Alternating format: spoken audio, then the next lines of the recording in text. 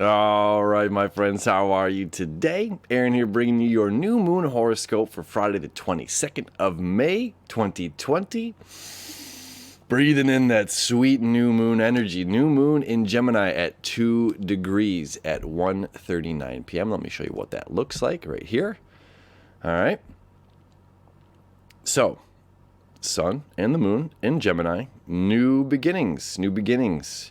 All right, at the same time, we've got Mercury, ruling planet of Gemini, and Venus, our planet of love, wants, and desires.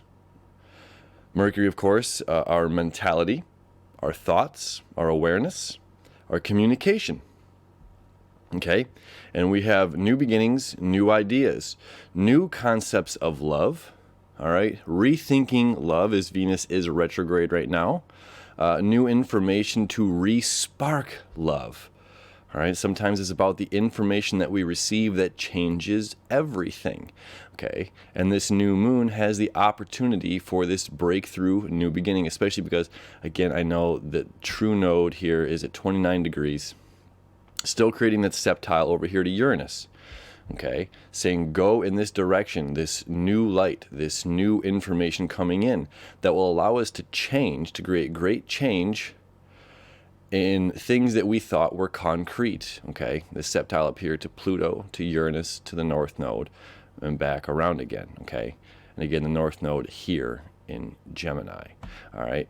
So this new information, this slightly reminds me of a story from Plato, Meno, where Meno was talking to Socrates about virtue, right? Or the many virtues. And at first, Meno thought, that virtue was different from a man to a woman, to a child, to an elderly, and through this conversation, Socrates explains, these powers of virtue and opens up Meno's mind to experiencing, it's not all this separatedness, this separation of masculine to feminine men, the man to woman.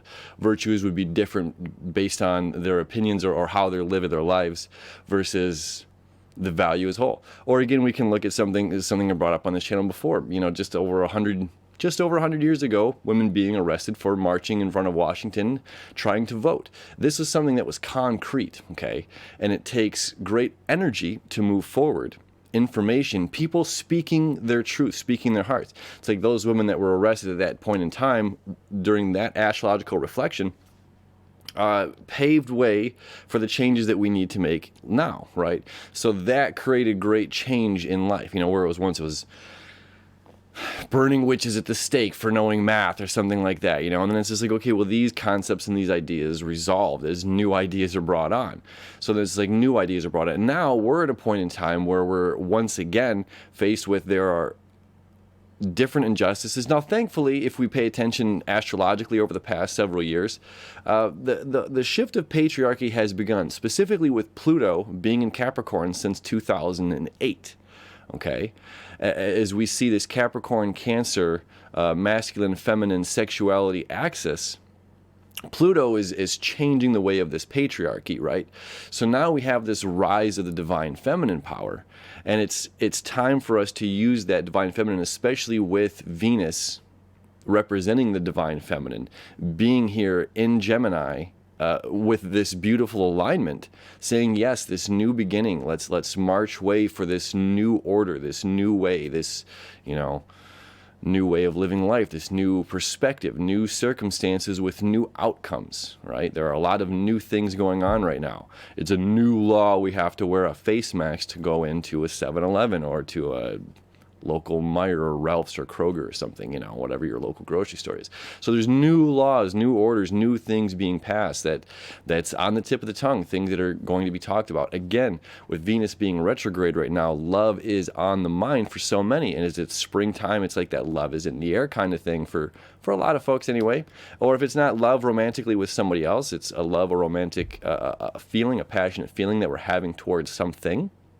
Okay, and it's saying, well, let's take a look at this thing that we want to create in our lives, right? We're reevaluating it, we're remolding it, we're reshaping the Play-Doh of this thing that we want to create. And there's going to be some new information that's coming in. And again, this sparks us for the next month ahead, And we have a beautiful, the next new moon is going to be an eclipse in June. June 24th? No, something like that. I don't know. I was just looking at it earlier today. But either way, so it's like we have this. We have the full moon happening in Sagittarius. Then we've got this Cancer new moon happening at like 0 degrees on the solstice, which is really powerful. So this sets up this energy, this information coming in before we have this eclipse, which is really about our emotions. We're really going to be sinking into our emotional body.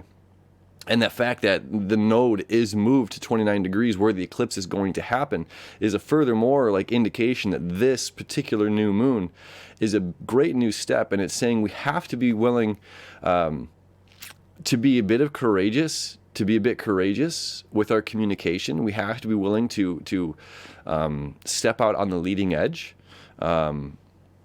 ruffle feathers, if we will. You know what I mean? It's not ruffling feathers like saying like we want to necessarily do it to poke at a wound, but it's like we have to bring the stuff out in order for it to create the stir that it's going to create.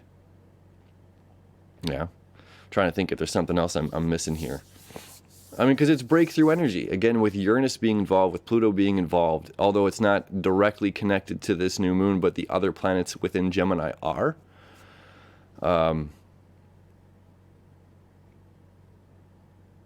I mean, and this is also let me show you this. This is a loose connection to Chiron here. All right. If you follow this blue line here. Oh, excuse me. It's not to Chiron. It's to Neptune. Forgive me. Neptune. All right. It's a light blue line going on right there. Okay. That is that quintile energy, creative energy. Okay, behind the surface working creative kind of energy that's saying your dreams, your imagination, follow this intuition.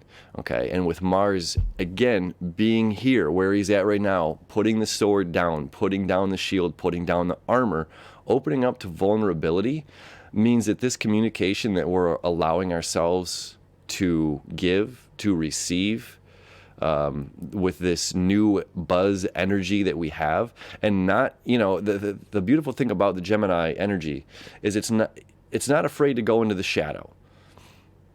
When Pluto, Hades, took Persephone, who makes spring and autumn, okay, and made her the lord of, or goddess of the underworld, and King Jupiter, who has no jurisdiction in the underworld, Scorpio, sent Mercury, okay, the messenger of the gods, to the underworld in order to strike a deal with Pluto, with Hades.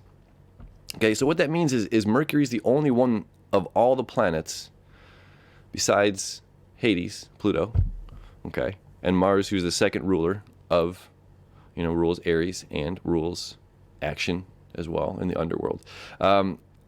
They're the only planets that go, quote unquote, into the underworld, okay? So we're still dealing with shadow side of self as well. It's accepting, it's bringing shadow parts to life and understanding the right, the wrong. We want to box certain things in and say that, again, that all these white checkered squares are positive, all the black checkered squares are negative, and that's not the case. We have to broaden our horizon to a wider picture and realize that the whole board itself is something that's good, that's something positive, and that these black and white spaces, or these positive and negatives that we perceive or that we project from ourselves onto the world, there are those things that limit us from seeing that bigger picture. So this new moon, new beginning is saying, look at the bigger picture. It's not hot versus cold. It's like cold is this absence of heat, or light versus dark, where light is the darkness is the absence of light. It's shifting our perspective and opening up to something brand new. And again, on a personal level, on an independent, on a small level, as well as that big picture at large that we can all shift our perspective on, of something that could be ingrained in us from thousands of years of this is how the world works. Okay, new information is going to be coming up that's saying it's actually not real reality. It's like quantum physics kind of stuff. So this new version of reality is going to be starting to be talked about, and these new practices and new ways of having fun and playing within that. New possibilities are rising up all the time. All right, my friends, so have a happy new moon to you. starting out this beautiful energy for the next month ahead till we get to this eclipse in Cancer. All right, big, powerful energy coming up here. As always, thank you for hanging out. Have a beautiful day, and we'll see you tomorrow.